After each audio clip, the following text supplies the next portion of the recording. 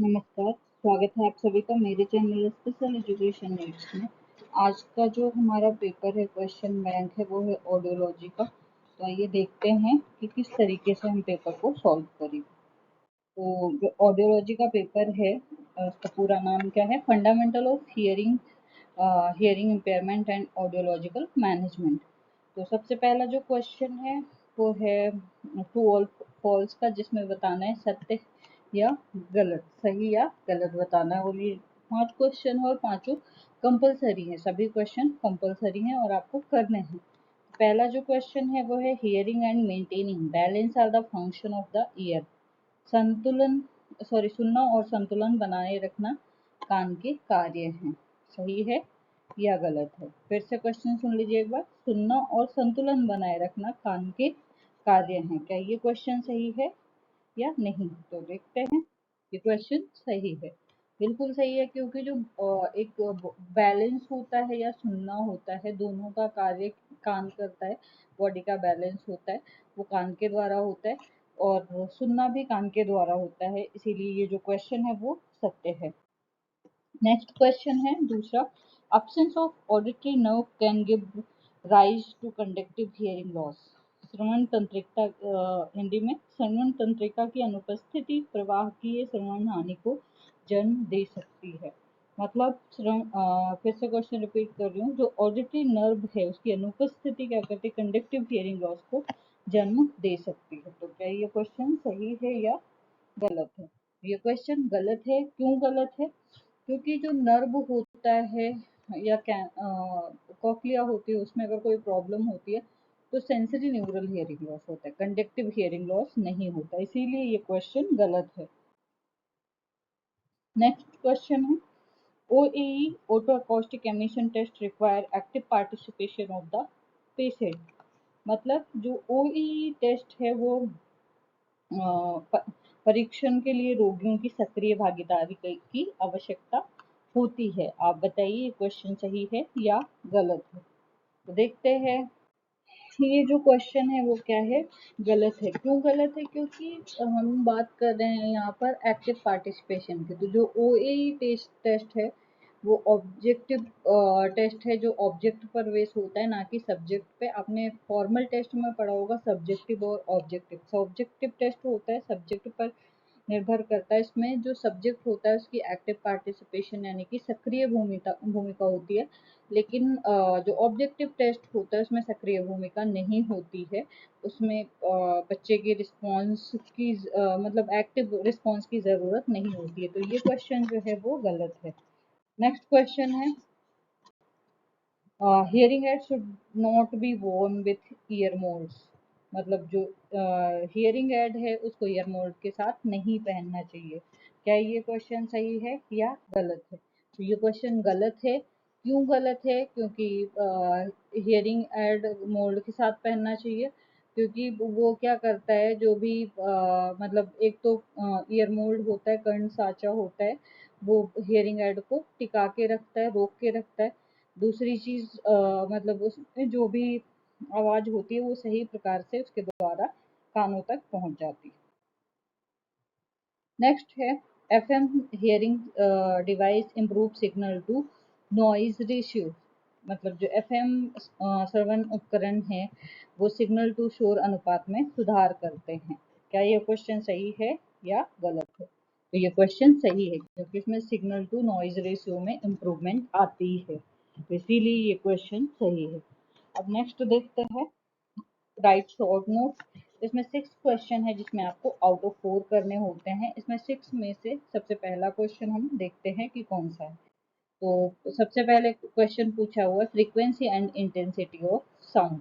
तो सबसे पहले हमको यहाँ पर क्या डिफाइन करना है कि साउंड क्या है। मतलब सबसे पहले जब भी ये क्वेश्चन आता है तो साउंड क्या होता है, साउंड क्या है, ये इसकी जो फिजिकल एट्रीब्यूट्स ऑफ साउंड है या भौतिक विशेषता है साउंड की, वो इंटेंसिटी और फ्रीक्वेंसी होती है। तो इसमें हम साउंड सबसे पहले डिफाइन करेंगे कि साउंड क्या है या ध्वनि क्या है। तो सबसे पहले अगर हम ध्वनि की बात करें तो ध्वनि एक ऊर्जा का रूप है, फॉर्म ऑफ एनर्जी है। ध्वनि मानव शरीर की महत्वपूर्ण इंद्रियों में से एक है। कुछ ध्वनियाँ सुखद हैं, कुछ कष्टप्रद, मतलब कुछ अच्छी होती हैं, कुछ ध्वनि अच्छी लगती हैं, कुछ नहीं अच्छी लगती हैं। हर समय विभिन्न प्रकार की ध्वनियों के अधीन है। इसमें जो ध्वनि होती है उसमें तरंगे वस्तु के कंपन का परिणाम होती हैं। घंटी जैसे ध्वनियों के स्रोतों की जांच करें तो आप जब घंटी बजाते हैं तो ये जोर से बजने वाली आवाज करता है। अब केवल घंटी सुनने के बजाय घंटी को मारने के बाद अपनी उंगली पर रखें तो आप क्या महसूस कर सकते हैं? ये ध्वनि की कुंजी है। ये गिटार और ड्रम में भी स्पष्ट होता है। आप हर बार जब इसे तोड़ते हैं तो तारों को कंपन करते हुए देखते हैं, या घंटी या गिटार कंपन करना बंद कर देता है तो ध्वनि बंद हो जाती है। हम कह सकते हैं कि ध्वनि क्या है, एक ऊर्जा का स्रोत है। जिस तरीके से हवा और पानी अपने डायरेक्शन में यात्रा करते हैं, उसी तरह ध्वनि भी जब चलती है तो एक वो वेव बनाती है, एक वेव बनाते हुए चलती है। और इसमें जब भी ध्वनि उत्पन्न होती है तो किस तरीके से, जब भी कोई तेज से आवाज लगती है और उसमें कंपन होती है तो उसमें से ध्वनि उत्पन्न होती है, यानी कि ध्वनि के लिए तेज का प्रेशर और कंपित वस्तु होनी जरूरी है। अब इसमें फ्रीक्वेंसी क्या है, तो फ्रीक्वेंसी जो है हम कह सकते हैं, अगर हम सिंपल शब्दों में डिफाइन करेंगे तो फ्रीक्वेंसी नंबर ऑफ साइकिल, एक टाइम पीरियड में जो पर सेकेंड में एक नंबर ऑफ साइकिल बनती है वो फ्रीक्वेंसी कहलाती है। जैसे हम अगर बात करें यहाँ पर फ्रीक्वेंसी की, तो अगर हम फ्रीक्वेंसी देखते हैं तो जो ये सारी चीजें हैं वो क्या है, ये वेवलेंथ है। लेकिन इसमें जो ये बना हुआ है ये चीज नंबर ऑफ साइकिल कहलाती है। और ये जितनी प्रेशर के साथ बनती है, जितनी ज़्यादा तेज होती है उतनी ज़्यादा नंबर ऑफ साइकिल बनती है। तो इसमें फ्रीक्वेंसी की परिभाषा है नंबर ऑफ ऑसिकुलेशन पर सेकंड में जितनी नंबर ऑफ साइकिल बनती है वो क्या कहलाती है, आपकी फ्रीक्वेंसी कहलाती है। इसमें से जो ये चीज़ें हैं यहाँ से यहाँ तक वो क्या कहलाती है, वेवलेंथ कहलाती हैं। ये एक ऑसिकुलेशन या साइकिल कहलाती है। और ये इस जो इसके बीच की जो दूरी होती है वो एम्पलीट्यूड कहलाती है। ठीक है, तो इस तरीके से हम इसको डिफाइन कर सकते हैं। अब नेक्स्ट देखते हैं, तो जो इंटेंसिटी होती है वो क्या होती है। वो इंटेंसिटी जो होती है साउंड की जो तीव्रता होती है ऊर्जा की उस अनुपात के रूप में परिभाषित किया जाता है कि ऐसे ध्वनि तरंगों की यात्रा की दिशा में लंबवत एक इकाई क्षेत्र में प्रति इकाई समय प्रवाहित होती है। अब इसको जो मतलब हम डिनोट करने की बात करें तो आई से करते हैं साउंड इंटेंसिटी की। इसका फॉर्मूला है I is equal to P upon A. Here P मतलब पावर और ए फॉर एरिया, मतलब एक पर्टिकुलर एरिया में जो पावर लगता है, जो जोर लगता है एक समय में, जो साइकिल को बनाने में जो जोर लगता है, कितनी प्रवाह के साथ या तीव्रता के साथ जो ऊर्जा है वो अपने डायरेक्शन में जाती है, वो इंटेंसिटी कहलाती है। अब दूसरा क्वेश्चन है, इसमें सॉरी क्वेश्चन नंबर 1 है, बट ये क्वेश्चन नंबर 1 नहीं है, ये क्या है, क्वेश्चन नंबर 2 है। ठीक है, क्वेश्चन नंबर 2 जो है इसमें causes of conductive hearing, sorry causes of conductive hearing loss पूछा है। तो कंडक्टिव हियरिंग लॉस के जो कारण हैं वो क्या क्या हो सकते हैं, तो इसमें कई कारण हैं जो इंक्लूड है। सबसे पहले foreign object in the year, मतलब जो कान है उसमें बाहरी कोई वस्तु का अंदर उत्पन्न होना, तब भी कंडक्टिव हियरिंग लॉस होने के चांसेस होते हैं। जैसे कोई ऑब्जेक्ट चला जाए या कोई चींटी चली जाए या कुछ चला जाए कान में, तो हियरिंग लॉस होने के कारण होते हैं, यानी कि कंडक्टिव हियरिंग लॉस होने के कारण होते हैं। दूसरा जो है वो है एलर्जी या फिर इंस्पेक्शन, अगर हो जाता है तो भी कंडक्टिव हियरिंग लॉस होने के कारण होते हैं। Exostosis a bony overgrowth in the ear canal also known as surfer's ear, मतलब एग्जॉस्टिस के कारण भी होता है, ईयर ड्रम इंजरी हो जाती है उसके कारण भी होता है। Excessive wax buildup and impaction, जो वैक्स होता है वो जम जाता है उसके कारण होता है। Fluid in the middle ear, अगर मिडिल ईयर में फ्लूड होता है उसके कारण भी हो सकता है। Ossicular discontinuity, description of the tiny bony chain in the middle ear, जो मिडिल ईयर में जो ओसिकुलेशन चेन होता है या फिर जो कान की तीनों हड्डियां होती है उसमें कोई प्रॉब्लम होती है, उससे भी कंडक्टिव हियरिंग लॉस होने के चार कारण होते हैं। नेक्स्ट है मिडिल आर एबनॉर्मल, सॉरी जो मिडिल ईयर होते हैं वो एबनॉर्मल होते हैं और कंजेनाइटल में भी प्रॉब्लम होती है। ठीक है, ये बर्थ के समय से होती है। Malformation in the ear canal, जब बर्थ के समय से कान बहना स्टार्ट करता है तो भी कंडक्टिव हियरिंग लॉस होने के चांसेस होते हैं। तो ये सारे आप कॉजेज लिख सकते हैं। नेक्स्ट पूछा है importance of early identification of hearing loss. हमने और भी पेपर में अर्ली आइडेंटिफिकेशन डिस्कस किया है। तो अर्ली आइडेंटिफिकेशन क्या होता है? शीघ्र पहचान करना। तो इसके बारे में आप लिख सकते हैं। यहाँ पर पूछा है कि महत्व क्या है अर्ली आइडेंटिफिकेशन का, यानी कि शीघ्र पहचान का, जो हियरिंग बच्चों की शीघ्र पहचान का महत्व महत्व क्या है। तो क्या महत्व है? अगर जल्दी पहचान हो जाती है तो क्या होगा? लैंग्वेज डेवलपमेंट हो सकता है, स्पीच डेवलपमेंट हो सकता है, उसके अलावा डेवलपमेंटल डिले होने के चांसेस कम हो सकते हैं। उसके अलावा कॉग्निटिव डेवलपमेंट अच्छा हो सकता है, सोशल डेवलपमेंट अच्छा हो सकता है। तो ये सारे महत्व है जो आप डिफाइन कर सकते हैं। नेक्स्ट पूछा types of hearing aid. Types of hearing aid को जानने से पहले हमें क्या जानना है कि हियरिंग एड होता क्या। तो जो हियरिंग एड होता है उसमें सबसे पहला तो ये कि ये मैंने इसमें एक पिक्चर लगाई है, वैसे बहुत सारे बीटी हैं और बहुत सारे। तो microphone sound enter the hearing aid through here, मतलब यहाँ जो है यहाँ पर क्या होता है, यहाँ से ये जो छोटे छोटे होल बने हुए हैं, ये जो इसके द्वारा क्या होता है, जो साउंड होता है कॉस्टिक एनर्जी होती है वो इंटर होती है। माइक्रोफोन क्या करता है? कॉस्टिक एनर्जी को कैच करता है और कैच करने के बाद क्या होता है, wire connect the speaker unit of your hearing aid. Wire जो होता है वो हियरिंग एड के स्पीकर से कनेक्ट होता है। Open dome help hold with wire in place with your ear canal, और ये जो वायर है वो ईयर कैनाल में लगाया जाता है। उसके अलावा रिसीवर होता है, ये amplify sound and send it directly into the year. ये क्या करता है, जो एकॉस्टिक एनर्जी होती है उसकी इंटेंसिटी और फ्रिक्वेंसी को बढ़ाता है और ईयर कैनाल में भेज देता है। उसके अलावा यहाँ पे जो ये है पुश बटन है, ऑन ऑफ स्विच यहाँ से होती है। ठीक है, और ऑन नेक्स्ट जो है ये हम रिचार्ज मतलब इसको हम चार्ज कर सकते हैं। तो बहुत सारे ऐसे होते हैं जिसमें बैटरी होती है, इसमें बैटरी कंपार्टमेंट नहीं है क्योंकि ये चार्जेबल है, ये चार्ज कर सकते हैं और पुश बटन के द्वारा हम ऑन ऑफ कर सकते हैं। तो ये हियरिंग ऐड है। तो इसमें मैंने क्लासिफिकेशन मेंशन कर दिया है। सबसे पहला जो है ये है behind the year, BTE short form होता है इसका। तो माइल्ड टू प्रोफाउंड के लिए ये काम करता है। उसके अलावा ये जो है इजी टू कंफर्टेबल है, मतलब बहुत ही ज़्यादा कंफर्टेबल होता है पहनने के लिए और बहुत ही आसान होता है और थोड़ा सा बड़ा दिखता है। उसके अलावा ये मिनी बीटीई जो है माइल्ड टू सीवियर के लिए होता है।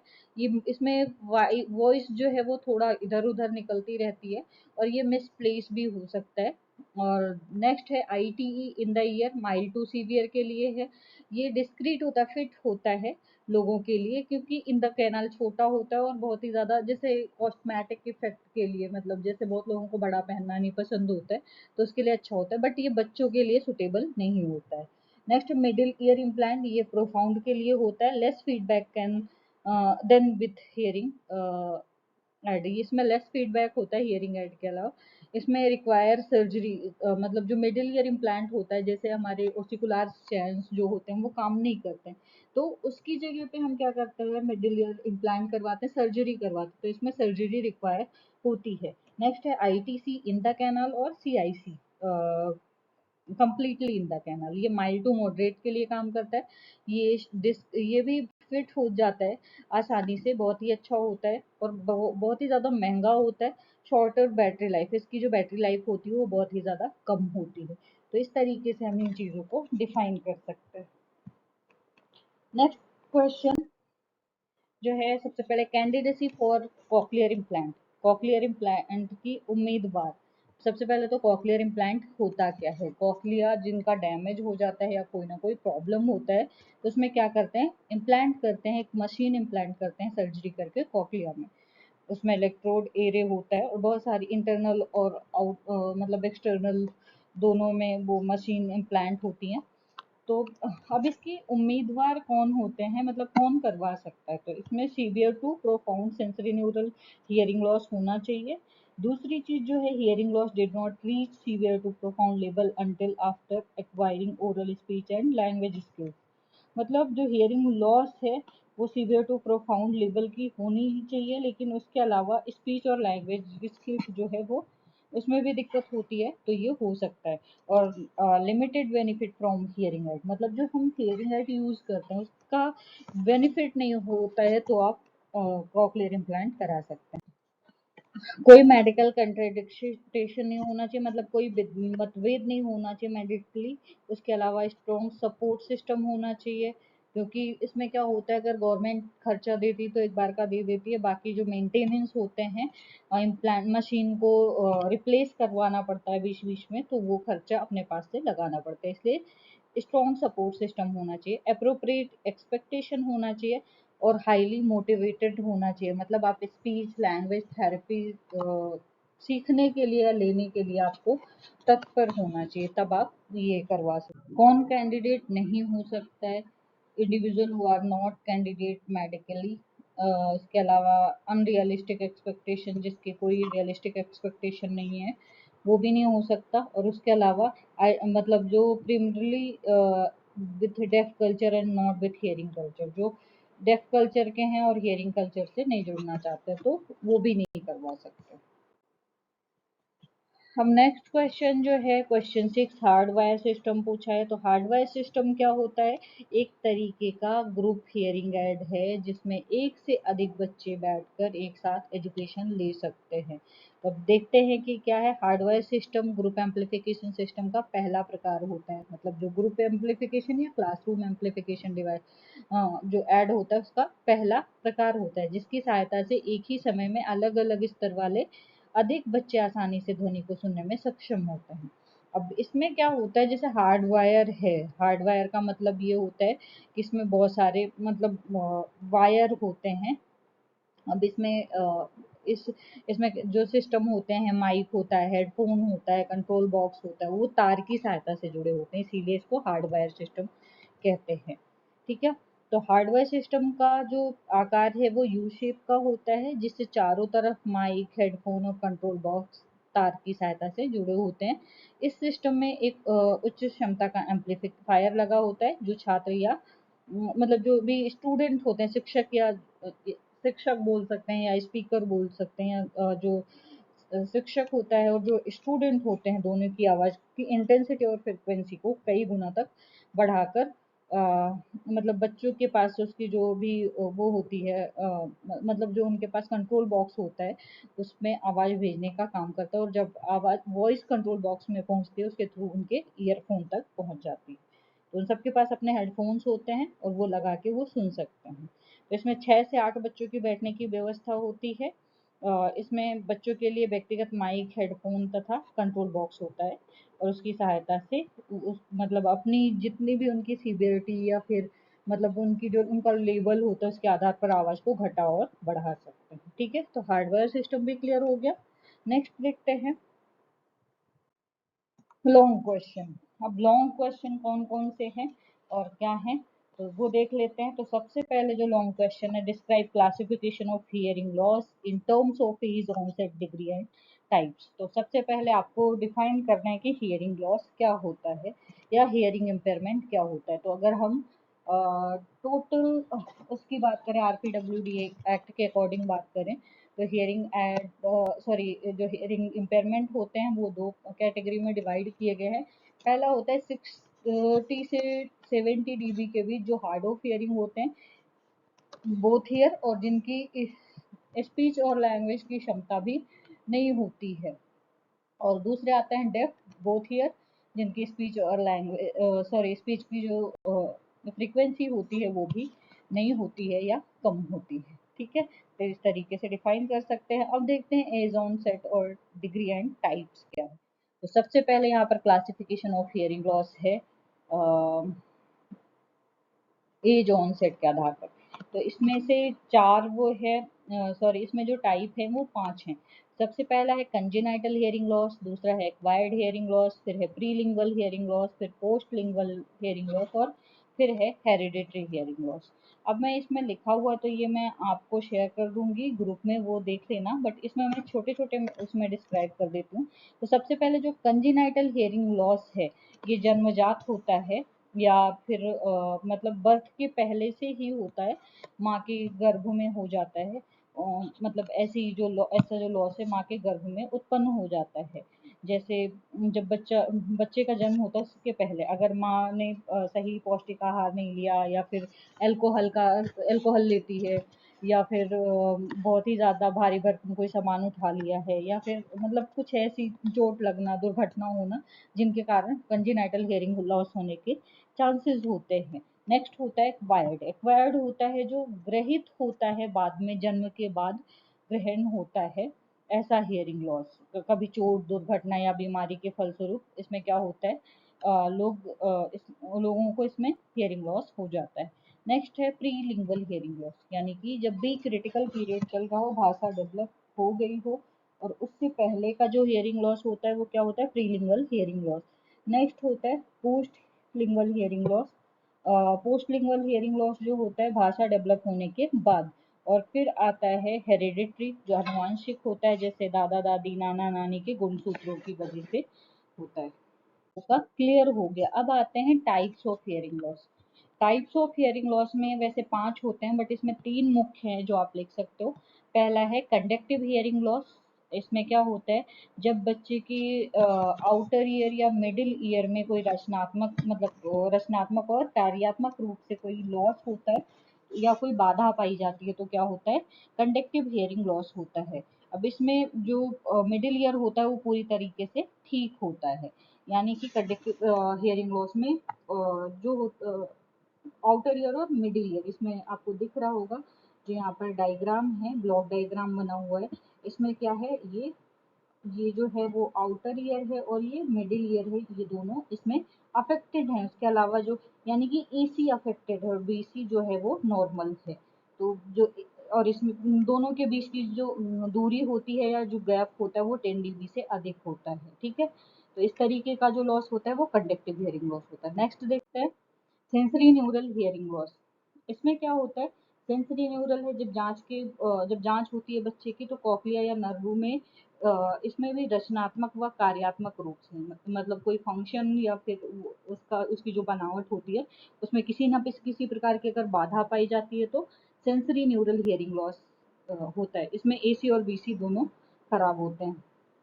ठीक है, अब इसमें जो इनर ईयर दिख रहा है आप सबको और नर्व दिख रहा है, इन दोनों में से किसी एक में कोई ना कोई प्रॉब्लम होती है। सॉरी, इसमें एसी और बीसी इस नोट में है, बट एसी और बीसी इसमें जो होता है, एसी ठीक होता है और बीसी एबनॉर्मल होता है। ठीक है, इसमें जो दिया हुआ है ये आप लोग मत देखना, ये थोड़ा सा किसी मिसप्लेस हो गया है या किसी वजह से। ठीक है, और इन दोनों के बीच की जो दूरी है वो 10 dB से कम होती है। नेक्स्ट है मिक्स्ड हियरिंग लॉस।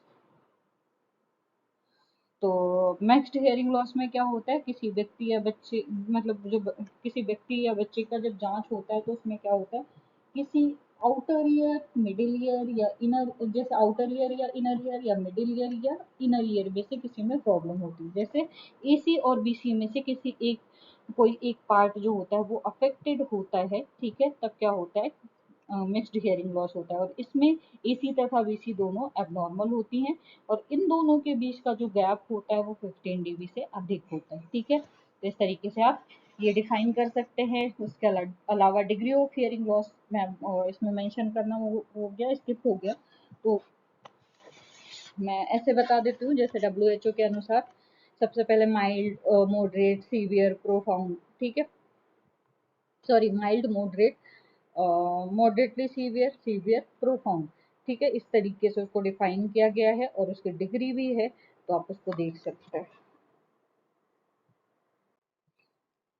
नेक्स्ट है Discuss the factor influencing achievement in of the children with hearing impairment.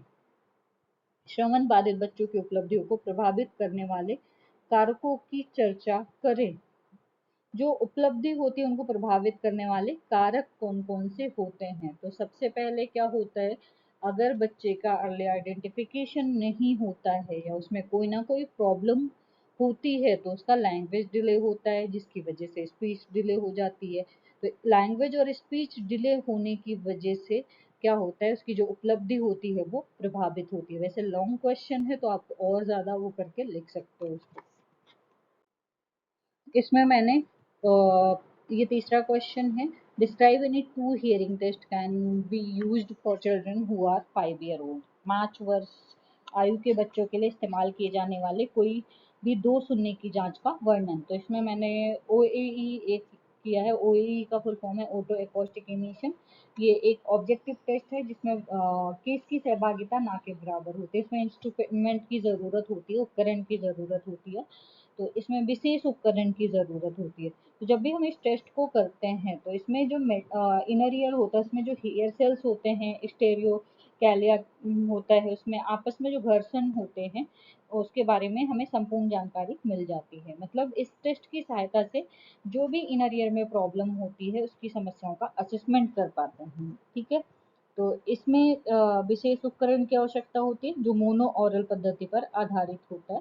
अर्थात इस टेस्ट की सहायता से एक बार में एक ही कान की जांच की जा सकती है। जैसे मोनो ऑरल और बाइनॉरल, मोनो ऑरल एक कान के लिए और बाइनॉरल दोनों कानों की एक साथ जांच।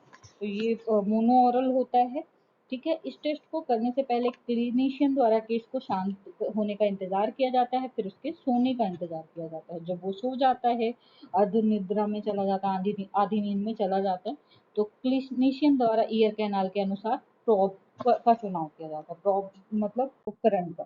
ठीक है, और जब प्रोब का चुनाव कर लेते हैं उसके पश्चात क्लिनिशियन द्वारा प्रोब को केस के कर्णनली में अच्छी तरह से लगाया जाता है और उसके पश्चात ओटोकॉस्टिक मतलब जो भी ऑडियोमीटर होता है इसकी सहायता से 1 kHz से लेकर 3 के मतलब 1 kHz से लेकर 3 kHz तक की फ्रीक्वेंसी पर 40 dB की इंटेंसिटी को दिया जाता है। रिजल्ट जो होता है वो सिंबल के रूप में ग्राफ में मिल जाता है। ठीक है, तो इसमें दो प्रकार के टेस्ट होते हैं। पहला होता है TEOAE मतलब transient evoked otoacoustic emission. दूसरा होता है DPOAE distortion produced otoacoustic emission. तो सबसे पहला जो TEOAE होता है, इसका उपयोग ये होता है कि नवजात शिशु या बालकों की स्क्रीनिंग हियरिंग सेंसिटिविटी के आकलन के लिए किया जाता है। तो इस टेस्ट मतलब जो ये टेस्ट होता है इसकी सहायता से नवजात शिशु या बालक बच्चे से संबंधित समस्या है या नहीं उसका आकलन हो जाता है। और दूसरा जो है DPOAE, इसका प्रयोग डायग्नोस्टिक पर्पज के लिए किया जाता है। अर्थात इस टेस्ट की सहायता से कान में पाई जाने वाली जो भी क्षति होती है उसके स्थान या स्तर दोनों की का आकलन हो जाता है। ठीक है, तो इस तरीके से आप इसको डिफाइन कर सकते हो। नेक्स्ट है एडवांटेज ऑफ OAE, मतलब इस टेस्ट के क्या एडवांटेज हैं, क्या लाभ हैं। तो इस टेस्ट का रिजल्ट जो होता है वो रिलायबल होता है इसमें, क्योंकि जो केस की भूमिका होती है वो ना के बराबर होती है। और इस टेस्ट की सहायता से नवजात शिशु 1 दिन के बालक की भी संवेदना का आकलन किया जा सकता है। ठीक है, अब उसके अलावा डिसएडवांटेज क्या होता है, तो ये उपकरण ज़्यादा महंगा होता है। टेस्ट की सहायता से डिग्री ऑफ हियरिंग लॉस और टाइप ऑफ हियरिंग लॉस की का पता नहीं चलता है। उसके अलावा बच्चे में जन्म के पश्चात प्रारंभिक अवस्था में टेस्ट करना काफ़ी महंगा होता है। ठीक है, तो इस टेस्ट को करने के लिए विशेष उपकरण की आवश्यकता होती है जो हर जगह पे नहीं पाया जाता।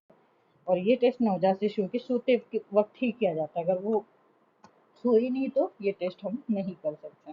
पहला टेस्ट ये है। दूसरा है BERA, BERA test, brain stem evoked response audiometry test.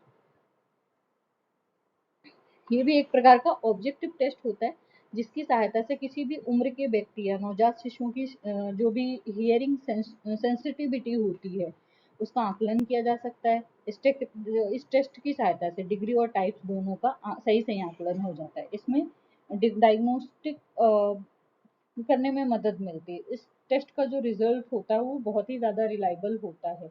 क्योंकि ये कंप्यूटराइज्ड इलेक्ट्रॉनिक मशीन की सहायता से स्क्रीन पर बने ग्राफ के माध्यम से इसका रिजल्ट प्राप्त होता है। तो इस टेस्ट की सहायता से कान के साथ साथ नर्व तथा मस्तिष्क के किस भाग में क्षति व बाधा के फलस्वरूप सुनने में संबंधित समस्या हुई है, इसका सही सही आकलन हो जाता है। मतलब हम क्या पता लगा सकते हैं, नर्व में, मस्तिष्क में या कान में कहाँ पे क्षति है उसका हमें आसानी से पता चल जाता है। ठीक है, इसमें जो मस्तिष्क में ब्रेन ट्यूमर होता है या तंत्रिका तंतु में बनने वाली जो गांठ होते हैं उसका भी आकलन हो जाता है। ठीक है, तो इस तरीके से हम इस टेस्ट को कर सकते हैं। अब इस टेस्ट को करने के लिए क्लिनिशियन द्वारा केस को का सबसे पहले प्री असेसमेंट किया जाता है, ईयर एग्जामिन किया जाता है कि उसमें किसी प्रकार की कान में कोई बीमारी या विकृति तो नहीं है, या मिर्गी के दौरे नहीं आ रहे हैं, या मतलब वो बेहोश नहीं होता है या चक्कर आते हैं, तो उसमें नहीं कर सकते।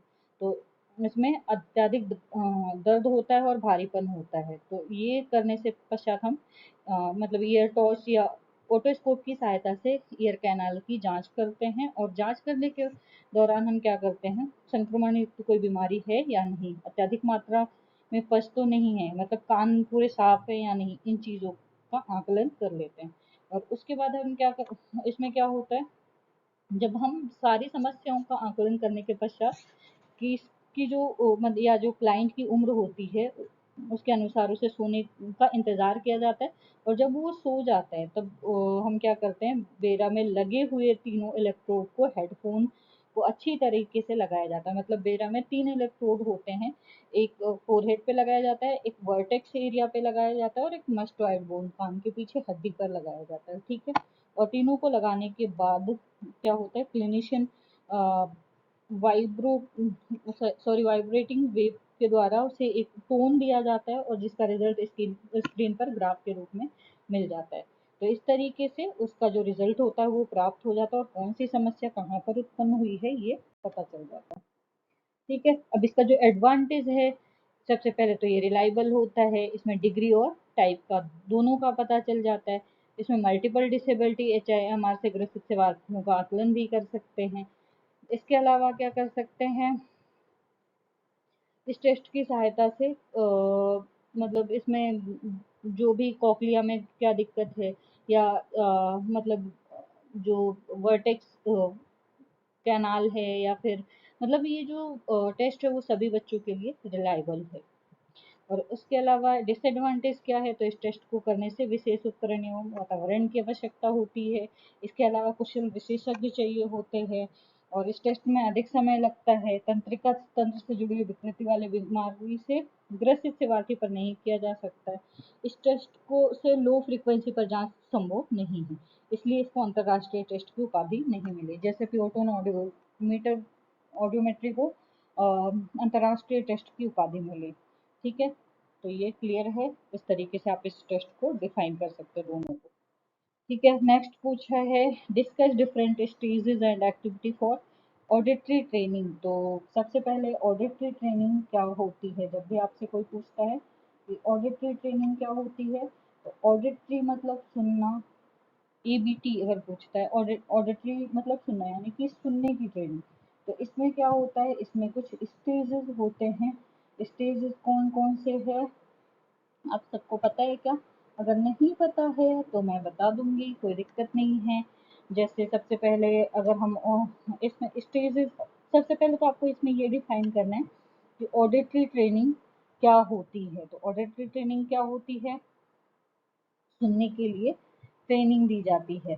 तो इसमें जो स्टेजेस होते हैं, वो सबसे पहला अवेयरनेस ऑफ साउंड होता है, यानी कि साउंड के प्रति बच्चा कितना अवेयर है या जागरूक है, इसका पता लगाना। दूसरा क्या होता है, डिस्क्रिमिनेशन ऑफ साउंड, मतलब साउंड का विभेद कर पा रहा है, जैसे झुनझुनी की आवाज़ है या ढोलक की आवाज़ है उसमें, या चिड़िया की आवाज़ है या किस चीज़ की आवाज़ है, उसको पहचानना, उसमें अलग अलग अंतर स्पष्ट करना। फिर है आइडेंटिफिकेशन ऑफ साउंड। ठीक है, फिर है मतलब साउंड को आइडेंटिफाई करना, पहचानना। और चौथा स्टेज है कॉम्प्रीहेंशन ऑफ साउंड, मतलब साउंड के प्रति समझ कितनी है बच्चे की। तो सबसे पहला जो स्टेज होता है अवेयरनेस में, इसमें क्या चेक किया जाता है कि बच्चे में साउंड प्रेजेंट है या absent है। ठीक है, इसमें जो चिकित्सक द्वारा इस चरण के अंतर्गत दाहिनी हाथ, मतलब जो राइट हैंड होता है उससे बेल बजाने पर बायां हाथ उठाकर ध्वनि के प्रति प्रतिक्रिया व्यक्त करने के लिए प्रेरित किया जाता है। अगर वो प्रतिक्रिया देता है तो हम क्या करते हैं, मतलब सही समझते हैं। अगर वो जैसे हमने राइट हैंड की जगह पे लेफ्ट हैंड वो करने के लिए बेल बजाने के लिए बोला, अगर वो करता है बच्चा तो वो सही होता है, ठीक है। और इसमें एक्टिविटी हम क्या करवा सकते हैं, उदाहरण के लिए जैसे लो फ्रीक्वेंसी की ध्वनि के प्रति जागरूकता करने के लिए हम क्या कर सकते हैं, ड्रम का चुनाव कर सकते हैं, या इसके अलावा मतलब वो जो टॉयज होते हैं जो जिससे आवाजें निकलती हैं, तो उसमें से हम किसी चीज की मतलब वो प्रॉप चुन सकते हैं और उसको बजा सकते हैं, बच्चे को बिठा के सुना सकते हैं और पूछ सकते हैं ये किसकी आवाज है, ठीक है। अगर बच्चा बता देता है तो क्लियर है, ठीक है। नेक्स्ट है डिस्क्रिमिनेशन, जिसमें ध्वनियों का भी भेदीकरण करते हैं, जैसे चिड़िया की आवाज या फिर मतलब ढोलक की आवाज, इसमें डिस्क्रिमिनेशन करना, ठीक है। उसके अलावा आइडेंटिफिकेशन ऑफ साउंड, इसमें शब्दों जैसे एक बार बोलते हैं और बच्चे को निर्देश देते हैं, अगर आवाज आए तो आपको बोलना भी है और हाथ उठाना भी है। अगर हम बोलते हैं और बच्चा उस शब्द को बोल लेता है तो उसे शब्दों की पहचान है।